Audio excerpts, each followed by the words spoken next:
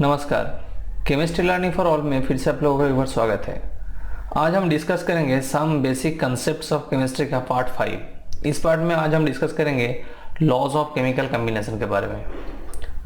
इस पार्ट को स्टार्ट करने के पहले हम बोलना चाहेंगे कि आप लोग अभी तक अगर मेरा पहला वाला जो सब पार्ट है उस सब को नहीं देखे हैं तो पहले उस सब को देख लीजिए। That means part 1, part 2, part 3, part 4, क्योंकि उस सब को देखने से क्या होगा, आपको ये वीडियो समझने में ज़्यादा आसानी होगा। ऐसे भी तो आपको ये समझ में आ जाएगा, बट वो सब देख लीजिएगा ना तो और भी अच्छा होगा। तो फिर चलिए स्टार्ट करते हैं।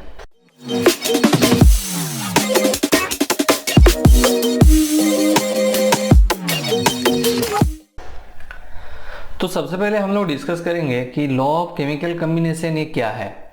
देखिए, कोई भी जब केमिकल रिएक्शन होता है, दैट मीन सोचिए कि एक एग्जांपल ले रहे हैं NaOH प्लस HCl।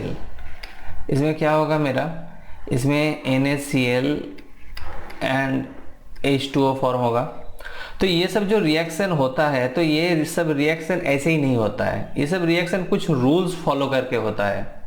तो वो जो सब रूल्स है हम उसको ही बोलेंगे लॉज ऑफ केमिकल कॉम्बिनेशन। क्योंकि इसमें क्या हो रहा है, इसमें जो रिएक्टेंट सब है, इसका जो बॉन्ड है, केमिकल बॉन्ड, वो ब्रेक हो रहा है, वो ब्रेक होकर नया बॉन्ड फॉर्म हो रहा है प्रोडक्ट में।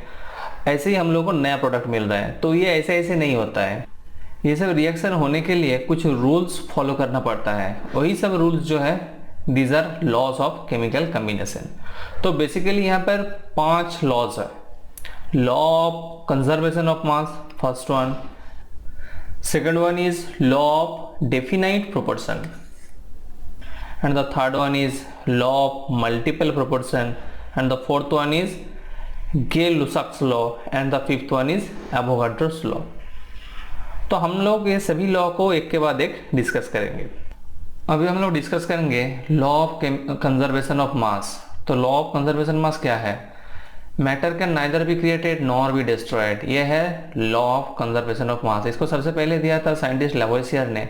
ये लॉ का ये मतलब हुआ कि सोचिए मेरा एक रिएक्शन कर रहे हैं, A प्लस बी से हम C बना रहे हैं, तो A प्लस बी का टोटल जो मास रहेगा वो एकदम C के बराबर ही रहेगा, ठीक है। लेकिन ये लॉ का एक एक्सेप्शन है जो आया था हम लोगों को पास सबसे पहले जब आइंस्टाइन ने एक फॉर्मूला दिया था E=mc²। इसमें देखा गया कि हम लोग जो मास है, ये मास को डिस्ट्रॉय कर सकते हैं एंड ये मास को एनर्जी में कन्वर्ट कर सकते हैं। सोचिए एक रिएक्शन है, A प्लस बी से हम C बना रहे हैं, ठीक है। A प्लस बी का जो मास है हम इसको A1 एज्यूम कर रहे हैं, C का जो मास है उसको हम B2 एज्यूम कर रहे हैं। अगर यहाँ पर मेरा मास लॉस होगा, दैट मीन्स तब क्या होगा, मेरा A B2 होगा। अगर हम जो लॉस का अमाउंट है इसको अगर हम डेल्टा ए से अगर डिनोट करेंगे, तब हम इसमें क्या करेंगे, ये जो डेल्टा ए निकल आया मेरा, ये डेल्टा ए को अगर C² से मल्टीप्लाई कर देंगे, that means delta A into C², तब हमको पूरा ये जो मास, जो एनर्जी में कितना एनर्जी में कन्वर्ट हो रहा है, कितना मास, तो ये तो हमको यहाँ पर मिल गया। ये मास कितना एनर्जी पे कन्वर्ट हो रहा है ये हमको मिल जाएगा। यहाँ पर C का वैल्यू बिठाना पड़ेगा। C का जो वैल्यू है 3 × 10⁸ मीटर पर सेकेंड। अगर इसको बैठा देंगे तो हमको पूरा मास जो डिस्ट्रॉय होगा कितना एनर्जी में कन्वर्ट हो रहा है ये हमको मिल जाएगा। तो यहाँ पर हम लोग क्या देख रहे हैं कि हम लोग मास को डिस्ट्रॉय कर सकते हैं। तो ये लॉ का एक एक्सेप्शन है, ठीक है। इसके बाद ये जो लॉ दिया था इसको थोड़ा मॉडिफाई किया गया था। मॉडिफाई करने के बाद ये बोला गया था कि जो हम लोग क्या बोल रहे थे कि मास को कभी डिस्ट्रॉय नहीं कर सकते, या एक केमिकल रिएक्शन का स्टार्टिंग में, दैट मीन्स रिएक्टेंट का मास एंड प्रोडक्ट का मास मेरा सेम होगा, ये हम लोग बोल रहे थे। लेकिन थोड़ा मॉडिफाई करके ये बोला गया कि ओनली मास नहीं, मास एंड एनर्जी का टोटल अमाउंट हम लोगों का कांस्टेंट रहेगा। That means A and B का मास एंड एनर्जी का टोटल अमाउंट वो रिएक्शन का पहले जितना रहेगा, रिएक्शन के बाद जो C प्रोडक्ट आएगा उसका भी मास एंड एनर्जी का टोटल जो अमाउंट है वो बराबर रहेगा। अभी हम लोग डिस्कस करेंगे लॉ ऑफ डेफिनेट प्रोपोर्शन, ठीक है, और लॉ ऑफ डेफिनेट कंपोजिशन। ये दोनों सेम ही है। इसको दिया था साइंटिस्ट जोसेफ प्राउस्ट ने। ये लॉ में क्या बोला गया था, a compound always contains exactly the same proportion of element by weight. That means कोई भी कंपाउंड को हम कहीं से भी उसको कलेक्ट कर सकते हैं, मतलब उसका सोर्स कहीं से भी हो सकता है, लेकिन उसमें जो कंस्टिट्यूएंट पार्टिकल रहेगा वो रहेगा सेम। दैट मीन्स सोचिए यहाँ पर जैसे एग्जाम्पल लीजिए प्योर वाटर। प्योर वाटर को हम कहीं से भी कलेक्ट कर सकते हैं, लेकिन कहीं से भी कलेक्ट करने के बाद भी हम उसको देखेंगे उसमें ऑक्सीजन 88.81% एंड हाइड्रोजन 11.19% रहेगा, हम उसको कहीं से भी कलेक्ट कर सकते हैं।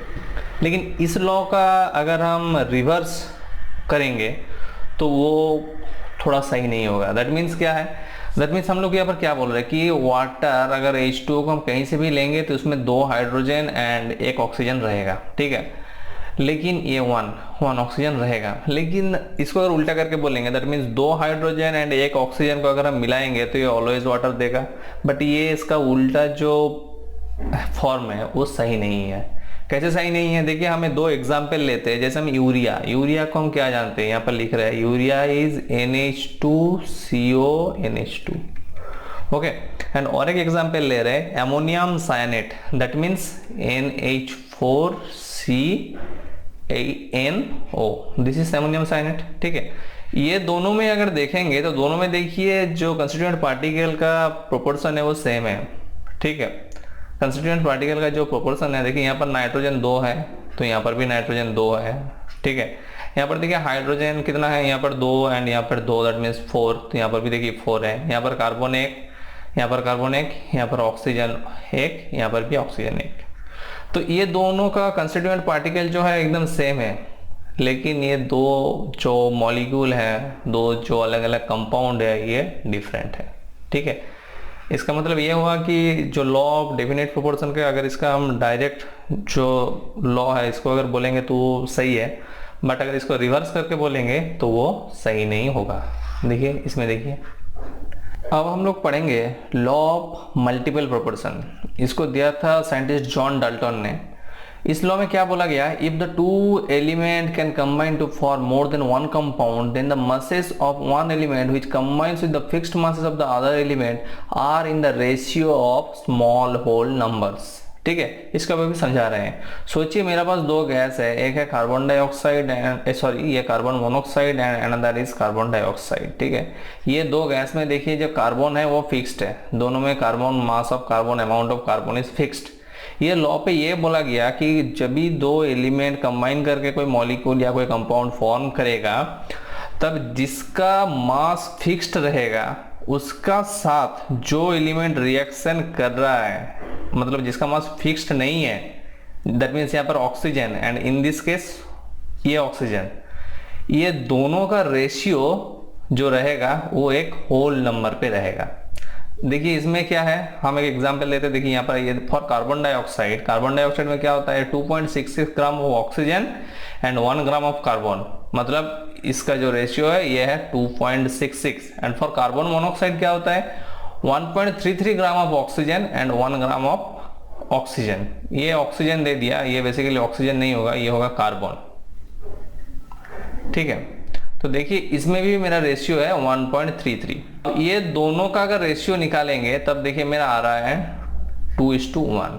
ये तो लॉ हमको यही बोल रहा है कि जिसका मास फिक्स्ड रहेगा उसका साथ जो रिएक्शन करेगा, मतलब जिसका मास फिक्स नहीं रहेगा, ये दोनों या ये तीनों, अगर और एक भी अलग कुछ रहेगा तो ये तीनों या ये दोनों, इसका जो रेशियो रहेगा ये रहेगा फिक्स्ड एंड होल नंबर पे, ठीक है।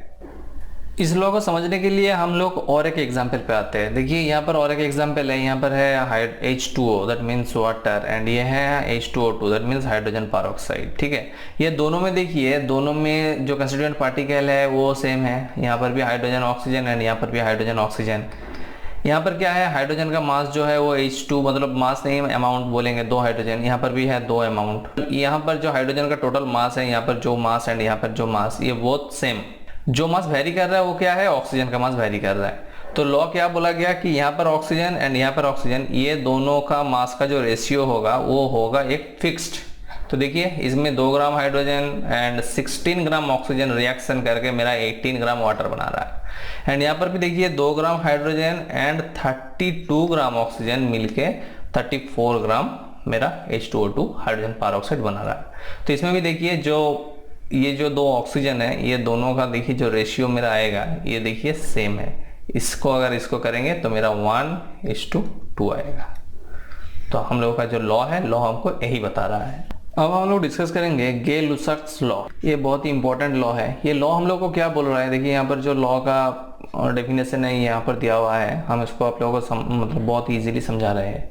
ये लॉ हम लोगों को ये बोला कि मेरा अगर कांस्टेंट टेम्परेचर एंड प्रेशर में दो गैसियस सब्सटेंस अगर सिंपल रेशियो में रिएक्शन करेगा एंड मेरा प्रोडक्ट भी अगर गैसियस होगा तो रिएक्टेंट एंड प्रोडक्ट एक सिंपल रेशियो में रहेगा। दैट मीन्स क्या है, सोचिए ये एक रिएक्शन लिख रहे हैं 2H2 प्लस O2, यहाँ से मेरा हो रहा है 2H2O, ये हो रहा है।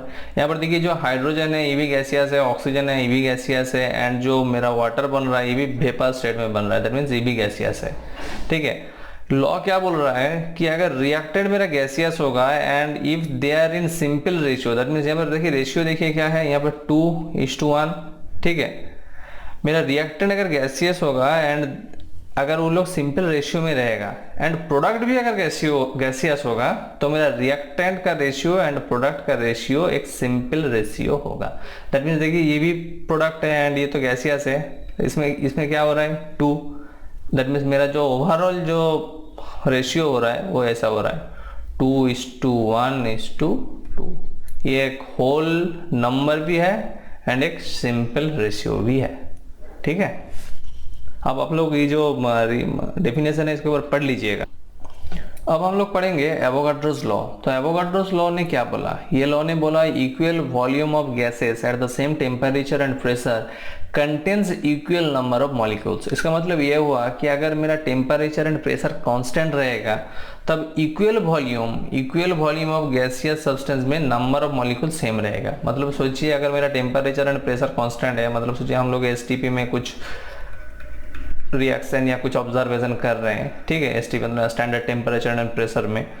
तो इसमें सोचिए मेरा जो दो गैस ले रहे हैं, ठीक है, एक हाइड्रोजन ले रहे हैं एंड एक ऑक्सीजन ले रहे हैं, दोनों को हम इक्वल वॉल्यूम लिया। दैट मीन्स ईवी सोचिए लिया हम 10 लीटर एंड ईवी लिया हम 10 लीटर। ठीक है, तब अकॉर्डिंग टू दिस लॉ ये हमको बोला गया कि अगर सेम टेम्परेचर एंड प्रेशर में अगर दो गैसियस सब्सटेंस का अगर हम इक्वल वॉल्यूम लेंगे तो उसमें नंबर ऑफ मॉलिक्यूल जो होगा वो सेम रहेगा। तो अगर सोचिए इसमें भी अगर X मॉलिक्यूल है तो इसमें भी मेरा X मॉलिक्यूल ही रहेगा। यही लॉ से हम लोग बाद में पढ़ेंगे कि जो एवोगाड्रो नंबर है वो एंड उसके साथ जो मोल का जो रिलेशनशिप है इसको हम बाद में पढ़ेंगे।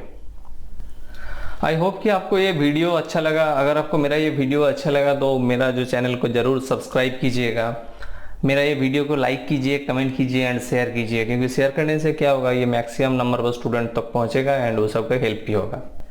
चलिए तब तक के लिए टाटा एंड बाय।